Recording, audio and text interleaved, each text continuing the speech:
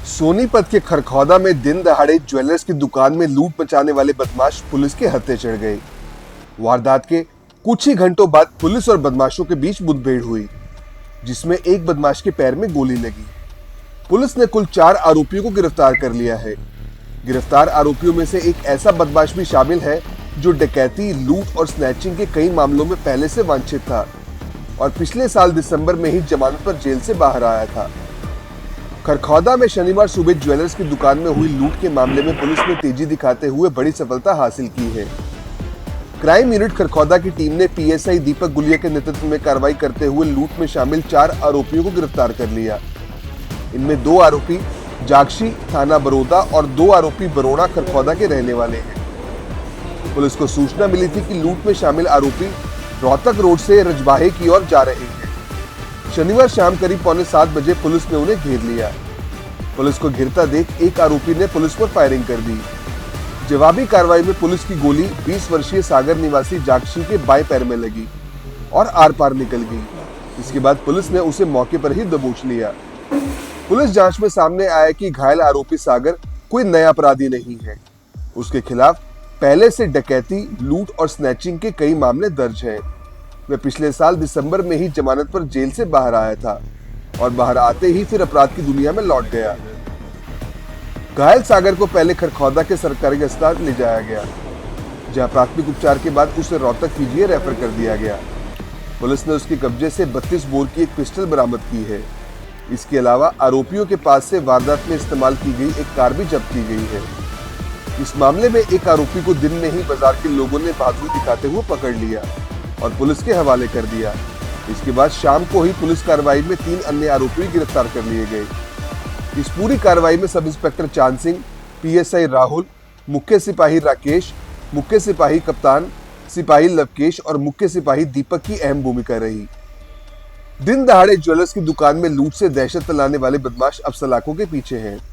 वारदात के कुछ ही घंटों में पुलिस की यह कार्रवाई राहत देने वाली खबर जरूर है, लेकिन सवाल यह भी है कि आखिर जमानत पर बाहर आने वाले शातिर अपराधी दोबारा इतनी बड़ी वारदात करने तक कैसे पहुंच जाते हैं। अब पुलिस पूरे नेटवर्क की कड़ियां जोड़ने और लूट के बाकी पहलुओं की जांच में जुटी हुई है। सर, खरखौदा में आज दोपहर को एक लूट की वारदात को अंजाम दिया गया था बदमाशों द्वारा। उस मामले में एक मुठभेड़ होने की सूचना प्राप्त हुई है, क्या कुछ बताएंगे? एक खरखौदा के अंदर ज्वेलर को जो ना आँखों में स्प्रे मारकर उससे लूट की गई थी, जिसमें चांदी और सोने के जेवर थे। इसमें काफ़ी दिनों से नज़दीक के गांव के ही थे, तो उसमें रेकी कर रहे थे।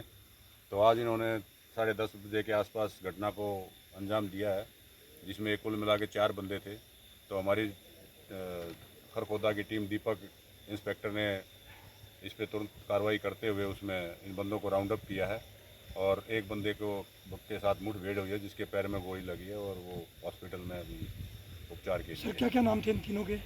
ये जागसी के हैं 2 और 2 बरोना के हैं, और जो जिसके गोली लगी है वो सागर है, और बाकी तभी इन्वेस्टिगेशन में ही आपको बताएंगे। सर, पहले भी आपराधिक मामले दर्ज हैं इन पर? हाँ, इस सागर के 6-7 आपराधिक मामले दर्ज हैं। लूट, डकैती, चोरी, छीना झपटी, इस तरह के 6-7 मुकदमे दर्ज हैं। सर, अवैध हथियार भी बरामद हुए हैं? हाँ, इससे गाड़ी जो इन्होंने किराए पर लेके वारदात की, इस गाड़ी के अंदर 2-3 वारदातें की हैं इसमें, और एक 32 बोर का इससे पिस्टल भी मिला। सर, कहाँ से किराए पे ली थी इन्होंने? अभी तो ये इन्वेस्टिगेशन का विषय है, कहाँ से ली थी आपको पुलिस बताएं। पार्टी में कुछ सामने आया?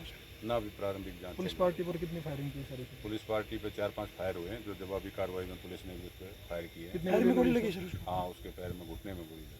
सर, बाकी जो उसके साथी थे उनको भी गिरफ्तार कर लिया? हाँ, सबको अभी गिरफ्तार किया। अब पूछताछ चल रही है अभी इनसे। बाकी कहाँ के रहने वाले हैं सर वे? ये जागसी के हैं, 2 जागसी के हैं, 2 बरोना गाँव के हैं। किसी गैंग से संबंध रखते थे सर ये? नहीं, अभी तो पूछताछ चल रही है, इनसे बाद में पता लगेगा।